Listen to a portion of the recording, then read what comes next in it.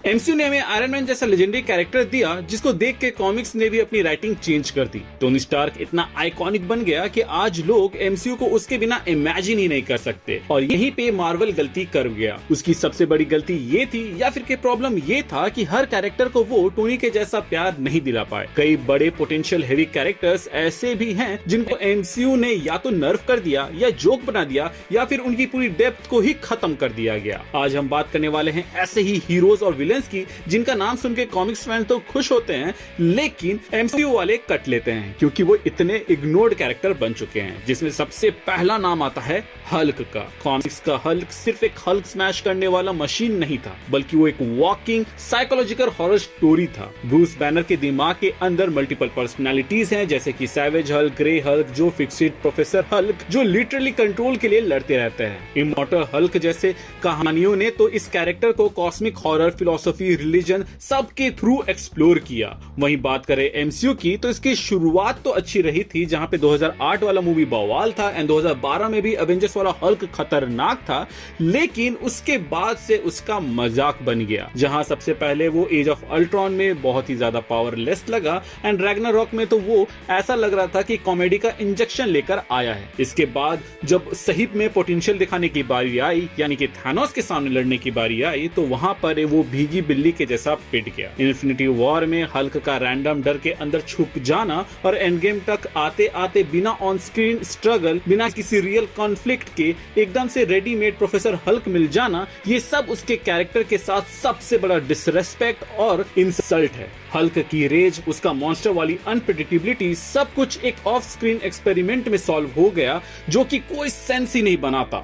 ऊपर से she Hulk जैसे प्रोजेक्ट्स में ब्रूस को भी हाफ सीरियस मीम कैरेक्टर बना दिया गया, जिसके वजह से हल्क, जो कि एक समय में आयरन मैन से भी ऊपर माना जाता था और लोग उसके फैन हुआ करते थे, आज उसकी फैनडम बहुत ही नीचे गिर गई है। अब थोड़ी मोड़ी जो रेस्पेक्ट बची है शायद तक हमें स्पाइडरमैन ब्रांड न्यू डे में देखने को मिल जाए, क्योंकि रूमर है कि वहां पे हमें सैवेज हल्क एंड हल्क का एक वाइल्ड रूप देखने को मिलेगा। बट मुझे एमसीयू पे फिलहाल तो भरोसा नहीं है, क्योंकि उन्होंने जो हल्क के साथ किया है वो हल्क कभी भी डिजर्व नहीं करता था। इसके बाद आता है थॉर। एक टाइम था जब थॉर स्क्रीन पर आता था तो उसकी एंट्री खुद में गूज़बम्प्स दे देती थी। एसगार्ड का प्रिंस, ओडिन का बेटा, गॉड ऑफ थंडर, ये हमें फील होता था। इन्फिनिटी वॉर की वाकांडा की एंट्री तो आज भी सबको याद है, जहां पे वो ब्रिंग मी थानोस बोल के एंट्री लेता है, और ये एमसीयू का सबसे हाइड एंड चीयर्ड मोमेंट में से एक है, क्योंकि ये जो थॉर था ये परफेक्टली बैलेंस था, जिसका पास्ट ट्रैजिक था, रॉयल एटीट्यूड था और पावर काफी ज्यादा ब्रूटल था। लेकिन फिर आया थॉर लव एंड थंडर, जिसके अंदर कॉमेडी को 10x कर दिया गया। अगर कॉमेडी थोड़ी मोड़ी रहती जैसे कि हमें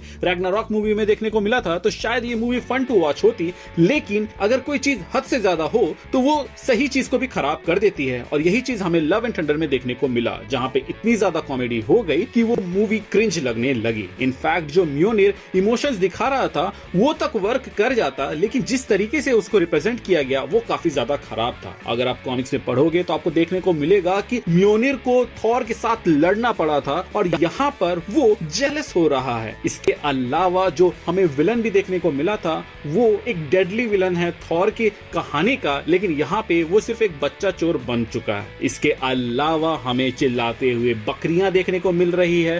साथ ही साथ जेन को तो पावर यहाँ पे गिफ्ट में मिल गई, जबकि कॉमिक्स वाली जेन को इस पावर को अर्न करना पड़ा था, और यही वजह से थॉर लव एंड थंडर के अंदर जब माइटी थॉर बनती है तो फैंस को वो हजम नहीं होता, क्योंकि कॉमिक्स इससे ज्यादा डेप्थ कैरी करती है दोनों कैरेक्टर के मामले में।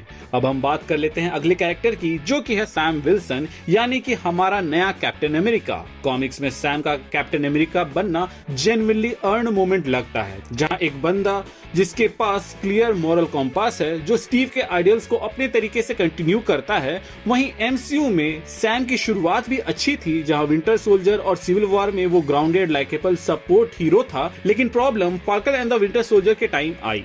शो के अंदर फ्लैग स्मैशर्स जैसे ग्रुप को दिखाया गया था कि वो मास मर्डरर्स हैं, लोगों को ब्लास्ट कर रहे हैं एंड सोल्जर्स को मार रहे हैं, जिसमें इनोसेंट लोग भी मर रहे हैं। फिर भी सैम रिपीटेडली उनको मिसगाइडेड किड्स की तरह ट्रीट करता है। जॉन वॉकर, जिसे सरकार ने खुद कैप्टन अमेरिका बनाया था, जिसका दोस्त उन टेररिस्ट के अटैक का विक्टिम रहता है, और वो जब उन्हें काउंटर अटैक में मार देता है तो यहाँ पे पूरा नैरेटिव बदल कर कर जॉन वॉकर को विलन बना दिया जाता है, जबकि यहाँ पर अकाउंटेबिलिटी में सैम को भी लिया जाना चाहिए था और सैम को भी ये चीज समझना चाहिए था। ऊपर से फाइनल एपिसोड में वो पॉलिटिशियंस को लेक्चर देता है कि यू मस्ट डू बेटर, और जो टेररिस्ट है उनको कहता है कि डोंट कॉल देम टेररिस्ट। ऐसे डायलॉग सुनने के बाद से ही जो बच्चे कुछ सैम के फैन थे वो भी पीछे हट जाते हैं, क्योंकि यहाँ पर हमें स्टीव की वो आइडल्स नहीं दिखती जो गलत को गलत और सही को सही मानता था, चाहे कुछ भी हो जाए। और इसीलिए सैम विल्सन भी इस लिस्ट में आ जाता है, क्योंकि कॉमिक्स में वो काफी अच्छा था लेकिन मूवी के अंदर काफी ज्यादा बकवास दिखाया गया है। अब बकवास की बात हम कर ही रहे हैं तो यहाँ पे कैरोल का नाम भी आ ही जाना चाहिए, क्योंकि कैप्टन मार्वल कॉमिक्स में एक बहुत ही इंटरेस्टिंग मिक्स कैरेक्टर है। उसके पास पावर्स है, वो फ्लॉड है, ट्रॉमा से भरी हुई है, लेकिन लीडरशिप में वो स्ट्रॉन्ग है।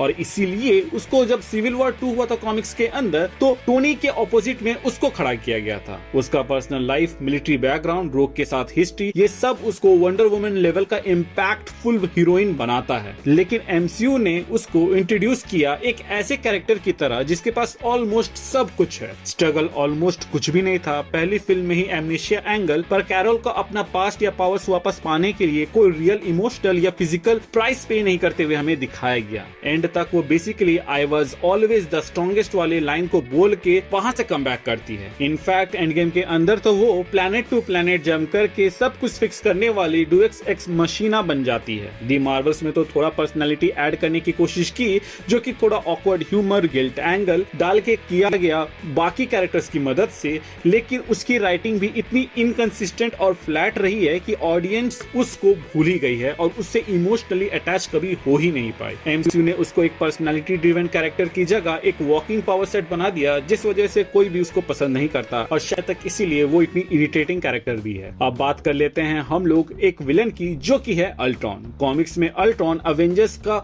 सबसे बुरा सपना में से एक है। वो बार बार इवॉल्व होकर आता है और इन्हें हराता है। अलग अलग नई बॉडी, नए प्लान के साथ वो वापस आता है। इनफैक्ट एज ऑफ अल्ट्रॉन वाला कॉन्सेप्ट लिटरली पूरी दुनिया के कोलैप्स तक जाता है। एमसीयू की कास्टिंग परफेक्ट थी, जहां जेम्स स्पेडर की वॉइस ने मेनेंस प्लस चार्म दोनों दिया, लेकिन प्रॉब्लम स्क्रिप्ट ने खुद ही क्रिएट कर दी। अल्ट्रॉन एक प्योर एग्जिस्टेंशियल थ्रेट के बजाय सैसी क्विप मारने वाला रोबोट बन गया, जो हर सेकंड बैंटर करते रहता है। इनफैक्ट उसका ग्रैंड प्लान था एक रैंडम ईस्टर्न यूरोपियन सिटी को उठाकर मीटियर बना देना, जो विजुअली बड़ा लगता है, लेकिन अगर आप इसको कॉमिक्स से कंपेयर करें तो उसके सामने ये कुछ भी नहीं है। सबसे बड़ा इशू तो ये था कि एज ऑफ अल्ट्रॉन की मूवी के एंड में वो पूरी तरीके से खत्म हो जाता है और सिर्फ एक एवेंजर मरता है, वो भी वो एवेंजर जो कि नया नया बना था। इसके अलावा उसके पास कोई बैकअप नहीं रहता है। और अभी जो हमें सुनने को आ रहा है कि वो हमें विजन क्वेस्ट में देखने को मिलेगा, उसके लिए मैं एक्साइटेड तो था, लेकिन जब से मैंने ये सुना है कि वो एक कॉमेडी कैटेगरी के अंदर आ रहा है, मुझे नहीं पता कि ये लोग उस सीरीज के अंदर क्या करने वाले हैं। एंड मुझे नहीं लगता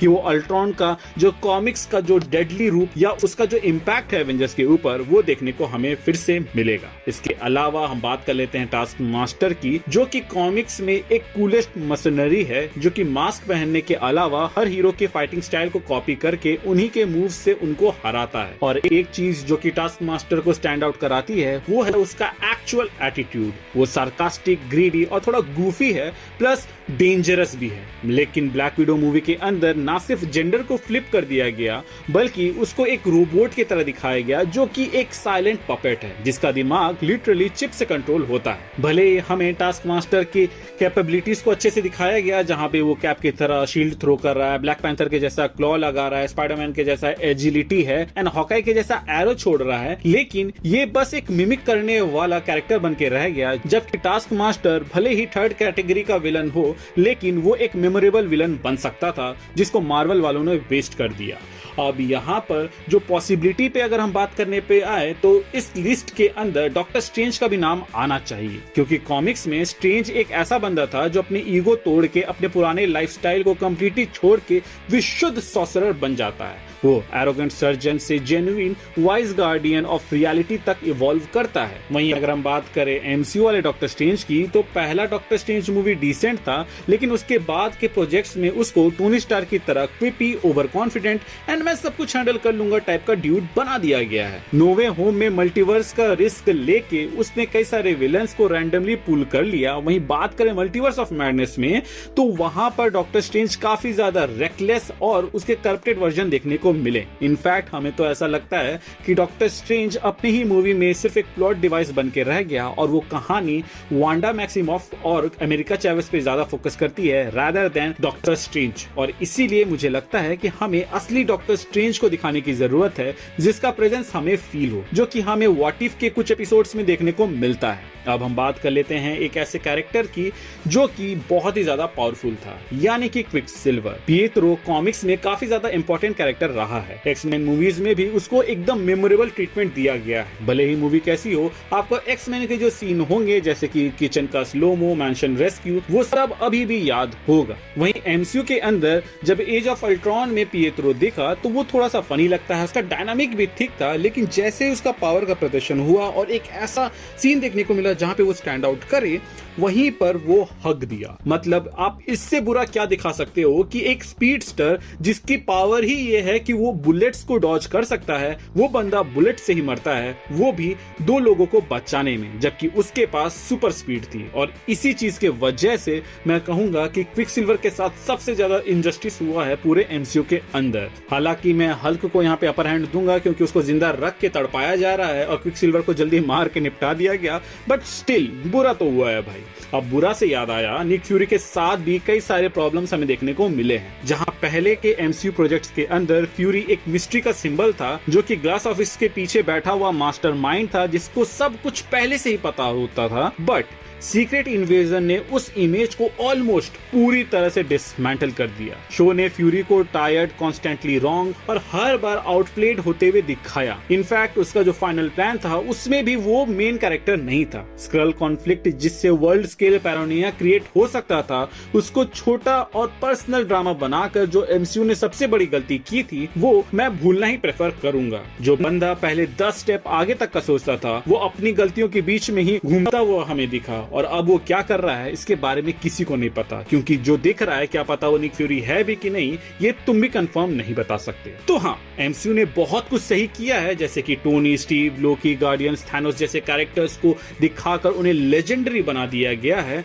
इनफैक्ट मैं सबसे ज्यादा इनकी सराहना करूंगा गार्डियंस ऑफ द गैलेक्सी को लेके, क्योंकि ये ऐसे कैरेक्टर्स थे जिनको मूवी से पहले शायद ही कोई जानता होगा, लेकिन मूवी आने के बाद से अब उसके इतनी बड़ी फैंडम है कि आई एम ग्रूट बोल दो तो कहीं ना कहीं से कोई ना कोई क्यूटी फैन निकल के आ ही जाएगा। लेकिन एमसीयू वालों ने Hulk, Thor, Sam, Carol, Ultron जैसे कैरेक्टर्स के साथ जो अन्याय किया है उसके ऊपर भी बात करना बनता ही है। आई होप कि आप हमारे इस वीडियो के कहे गए बातों से अग्री करते हो। एंड आपको क्या लगता है कि मार्वल वालों ने किसको सबसे ज्यादा बर्बाद किया है, या फिर कोई ऐसा मार्वल का कैरेक्टर जिसको उन्होंने बर्बाद किया है और मैंने इस वीडियो में नहीं कहा है, उसके बारे में आप हमें कमेंट सेक्शन के अंदर बता सकते हैं। मिलते हैं एक नए वीडियो में नए टॉपिक के साथ, तब तक के लिए बाय बाय एंड